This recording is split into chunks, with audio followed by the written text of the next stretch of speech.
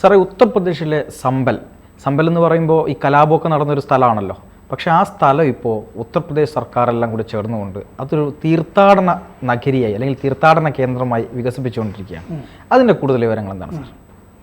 അതായത് ഇപ്പോൾ സമ്പൽ ഒരുപാട് കലാപങ്ങൾ നടന്നിട്ടുള്ള ഒരു സ്ഥലമാണ്. അതെ. 1978 അതിഭീകരമായ ഹിന്ദു കൂട്ടക്കൊലയൊക്കെ നടന്നിട്ടുള്ള സ്ഥലമാണത്. പിന്നെ ഒരു കുടുംബത്തിൽ 26 പേര് മറ്റേ എന്താ പറയുക അഭയം തേടിയിരുന്നതാണ്. ആ 26 പേരെയും കൊന്ന സംഭവമൊക്കെ 1978 ഉണ്ടായതാണ്. അങ്ങനെ പഴയ സംഭവങ്ങളൊക്കെ വീണ്ടും എടുത്ത് പ്രതികളെ ശിക്ഷിക്കാനൊന്നും കഴിഞ്ഞിരുന്നില്ല. അത് കോൺഗ്രസിന്റെ ഭരണമാണ്. പിന്നെ കേന്ദ്രത്തില് ഈ പ്രതികൾക്കെതിരെ മൊഴി കൊടുക്കാനായിട്ട് ആരും തയ്യാറായും വന്നിരുന്നില്ല ഹിന്ദുക്കൾ. കാരണം അവർക്ക് ജീവനിൽ പേടിയുണ്ടാവും. തീർച്ചയായിട്ടും. ഇപ്പോൾ യോഗി ആദിത്യനാഥ് വന്നിട്ട് ആ കേസുകളൊക്കെ വീണ്ടും പുനരുജ്ജീവിപ്പിച്ച് കൊണ്ടുവന്നിട്ടുണ്ട്. പ്രതികളൊക്കെ ശിക്ഷിക്കാനുള്ള പരിപാടിയൊക്കെ ചെയ്യുന്നുണ്ട്. അതിൻ്റെ ഇടയിലാണ് ഇപ്പോൾ അടുത്ത കാലത്തൊരു കലാപം അവിടെ ആ ഷാഹി മസ്ജിദുമായിട്ട് ബന്ധപ്പെട്ട്. ഇത് പഴയൊരു കൽക്കി ക്ഷേത്രമാണെന്നാണ് വിശ്വാസം. കാരണം കൽക്കിയുടെ അവതാരം ഉണ്ടാകുന്നത് ഹിന്ദു പുരാണ പ്രകാരം സമ്പലിലായിരിക്കും എന്നാണ് വിശ്വാസം. അപ്പൊ അങ്ങനെ യോഗി ആദിത്യനാഥ് പറഞ്ഞിരുന്നു അവിടെ നടന്ന കലാപം സത്യത്തിൽ ഹിന്ദു മുസ്ലിം കലാപമായിരുന്നില്ല, അത് ഒരു ഷിയ സുന്നി കലാപമായിരുന്നു. മുസ്ലിങ്ങൾക്കിടയിൽ 2 വിഭാഗങ്ങൾ തമ്മിൽ നടന്ന കലാപമാണ്. അവിടുത്തെ MP ഒരു വിഭാഗത്തിൽപ്പെട്ട ആളാണ്, MLA വേറൊരു വിഭാഗത്തിൽപ്പെട്ട ആളാണ്. അവിടുത്തെ MP-യുടെ ബാപ്പയും അവിടെ നിന്നുള്ള MP ആയിരുന്നു മുമ്പ്.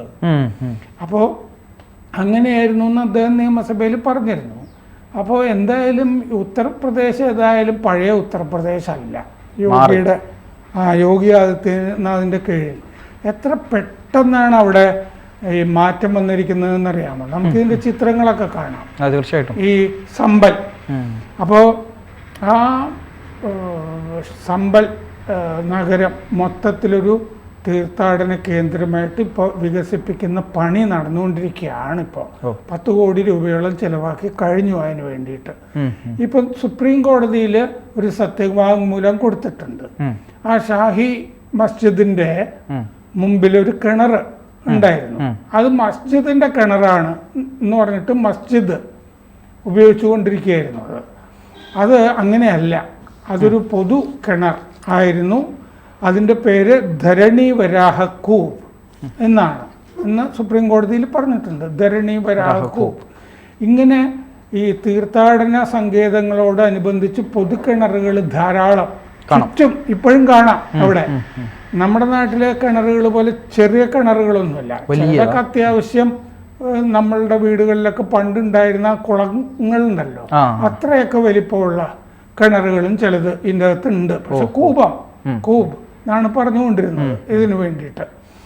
അപ്പോൾ ഇപ്പോൾ ASI നമ്മുടെ സർവേ, ASIയിലെ 3 അംഗങ്ങൾ വന്നിട്ട് ഈ മോസ്കിൻ്റെ അടുത്തുള്ള ഈ കലാപം നടന്ന മോസ്കിൻ്റെ അടുത്തുള്ള കിണർ വൃത്തിയാക്കി അതിനെപ്പറ്റി റിപ്പോർട്ടൊക്കെ കൊടുത്തിട്ടുണ്ട്. ഇരുമ്പ് മറ അതിൻ്റെ നീക്കി ആ കിണറിൻ്റെ ഈ ധരണി വരാ കൂവത്തിൻ്റെ ഇരുമ്പ് മറയൊക്കെ നീക്കി അതൊക്കെ വൃത്തിയാക്കി ഇപ്പോൾ പണികളൊക്കെ നടക്കുന്നുണ്ട്. അതാണ് ആദ്യം വൃത്തിയാക്കുന്ന ഒരു കിണർ. Archaeological survey of India ASI ആണ് ചെയ്യുന്നത്. അപ്പോൾ ഹിന്ദുക്കളുടേതായ കിണറുകൾ ഈ കിഴക്കൻ ഉത്തർപ്രദേശിൽ ധാരാളം ഇങ്ങനെ കാണാം. പക്ഷേ ഈ സമ്പൽ എന്ന് പറയുന്നത് പടിഞ്ഞാറൻ UP-യിലാണ്. ഈ പടിഞ്ഞാറൻ UP എന്ന് പറഞ്ഞു കഴിഞ്ഞാൽ അത് ഒരു ഇസ്ലാമിക മേഖലയാണ്. പടിഞ്ഞാറൻ നവാബുമാരും ഒക്കെ ഭരിച്ചിരുന്ന പണ്ടത്തെ സ്ഥലങ്ങളും ഒക്കെയാണ്. അപ്പോൾ ഈ പടിഞ്ഞാറൻ UP-യിലാണ് ഇപ്പൊ പണി നടക്കുന്നത്. കിഴക്കൻ UP ഒരു തീർത്ഥാടക സർക്യൂട്ടാണിപ്പോൾ. അതുപോലെ പടിഞ്ഞാറൻ UP-യെയും വികസിപ്പിച്ചുകൊണ്ടിരിക്കുന്നതാണ് ഇപ്പോൾ നമ്മൾ കാണുന്നത് സമ്പലിലെ ഈ മാറ്റം. അപ്പോൾ ജില്ലാ അധികൃതർ ഇപ്പോൾ അതൊരു ഹിന്ദു ഹെറിറ്റേജ് സ്ഥലമായിട്ട് മാറ്റുകയാണ്, ഹിന്ദു പൈതൃക മേഖലയായിട്ട് മാറ്റിക്കൊണ്ടിരിക്കുന്നു. ആ പൈതൃക മേഖലയുടെ കേന്ദ്രമായിട്ടാണ് ഈ ധരണി വരാഹ കൂപം വരുന്നത്, ഈ മോസ്കിന്റെ മുമ്പിലുള്ള. ഇനിയിപ്പോൾ അത് മോസ്കിൻ്റെതല്ല, അത് പൊതുവായി. അപ്പോൾ ഷാഹി ജമാ മസ്ജിദിന്റെ കിണറല്ലാതായത് ഇപ്പം 38 പേജുള്ള ഒരു രേഖ ഈ ഹിന്ദു പൈതൃക പ്രദേശമാക്കാനായിട്ട് തയ്യാറാക്കിയിട്ടുണ്ട്. അതെങ്ങനെയാണ് എന്ന് പറഞ്ഞിട്ടുണ്ട്. അതിൽ സമ്പലിൻ്റെ പഴയ ചരിത്രവും പറഞ്ഞിട്ടുണ്ട്. ഈ പുനരുദ്ധാരണം ആണ് അവിടെ നടക്കുന്നത്, റിവൈവൽ ആണ് നടക്കുന്നത്. 19 ഈ ചരിത്രമുള്ള കിണറുകൾ ജില്ലയിലുണ്ട്. സമ്പൽ ഇങ്ങനെയാണ് ജില്ലയുടെ പേര്. 19 കിണറുകളുണ്ട്, പൊതു കിണറുകൾ. അതിങ്ങനെ വികസിപ്പിച്ചെടുക്കും. പിന്നെ 66 തീർത്ഥങ്ങൾ ഉണ്ട്, തീർത്ഥാടന കേന്ദ്രങ്ങളൊക്കെ ആയിട്ടുള്ളത് 66 എണ്ണം. ഈ പ്രദേശങ്ങളിലൊക്കെയാണ് ഈ മുസ്ലിം നുഴഞ്ഞുകയറ്റം നടന്നിരിക്കുന്നത്, ഇത്തരം സ്ഥലങ്ങളിലൊക്കെ. അതിനുവേണ്ടിയാണ് ഈ കലാപങ്ങൾ പല സ്ഥലത്തും നടത്തിയിരിക്കുന്നത്. ഹിന്ദുക്കൾ പോകും, നുഴഞ്ഞു കയറാം. അങ്ങനെയാണ് ക്ഷേത്രങ്ങളും ഒക്കെ മാറിപ്പോയിരിക്കുന്നത്. സമ്പലിൽ തന്നെ 2-3 ക്ഷേത്രങ്ങൾ ഇപ്പൊ മാറ്റി. രാധാകൃഷ്ണ ക്ഷേത്രം അതും ഇപ്പോ വീണ്ടും പൂജ തുടങ്ങിയല്ലോ. കിണറുകൾ നന്നാക്കുന്ന പരിപാടി ചെളി നിറഞ്ഞ 19 കിണറുകളിൽ 14 ഇപ്പൊ വൃത്തിയാക്കി. 3 മാസമായിട്ട് പണി നടക്കുന്നുണ്ട്. ചവറൊക്കെ ഇടാതിരിക്കാൻ നെറ്റുമൊക്കെ അടിച്ചിട്ടുണ്ട്. ഈ നമുക്ക് ഇതിന്റെ കൂടെ ഈ കിണറിന്റെ പടവും കൊടുക്കാം. അപ്പോൾ പുരാതന നഗരമാണ് സമ്പൽ എന്ന രേഖയിൽ പറയുന്നുണ്ട്. പഴയ മഹിമയിലേക്ക് അതിനെ എടുത്തുയർത്തുകയാണ്. അതിനുള്ള കർമ്മ പദ്ധതിയാണ്.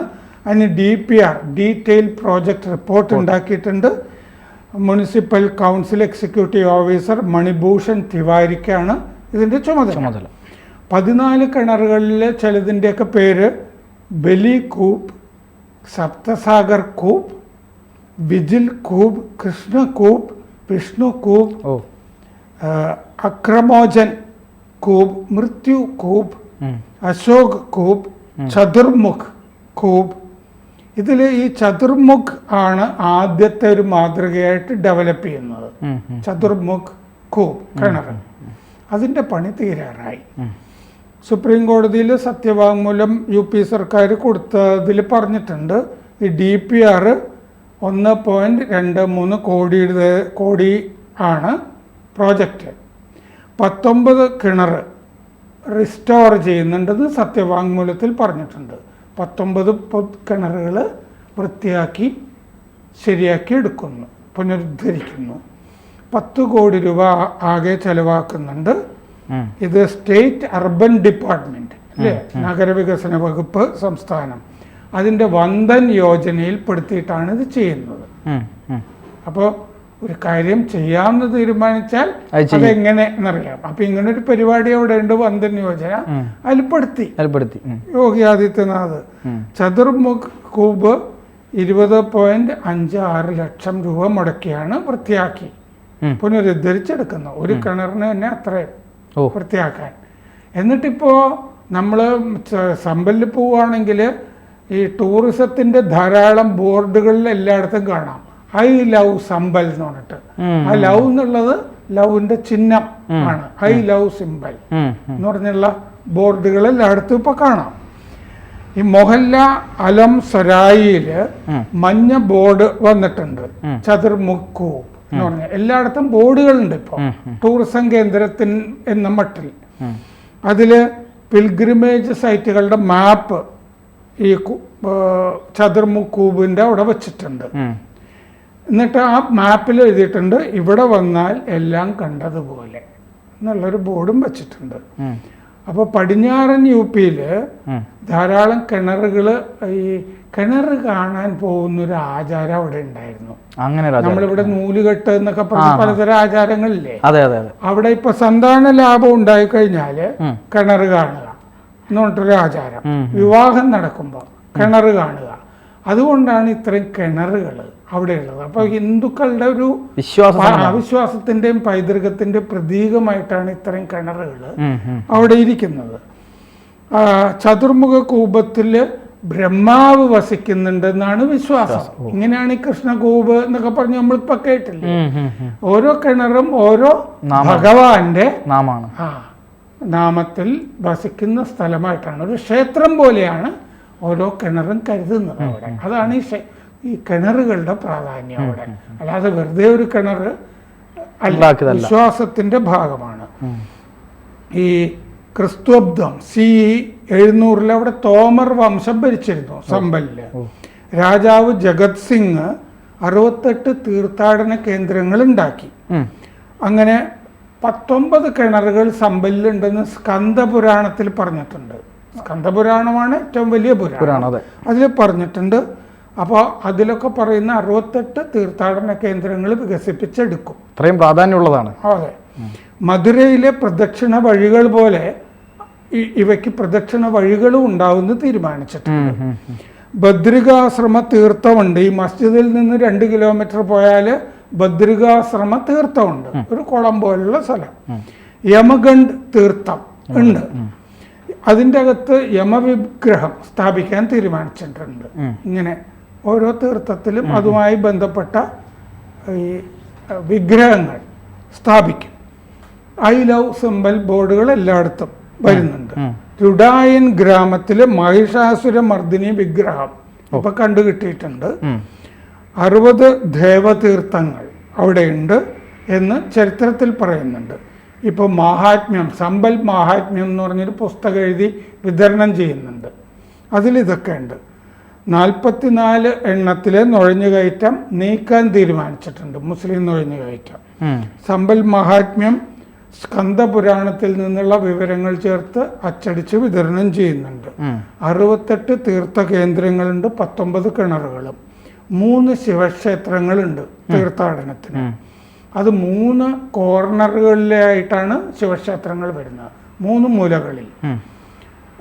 അവയ്ക്കിടയിൽ, ഈ ശിവക്ഷേത്രങ്ങളുടെ ഇടയിലാണ് ഈ 19 കിണറുകൾ വരുന്നത്.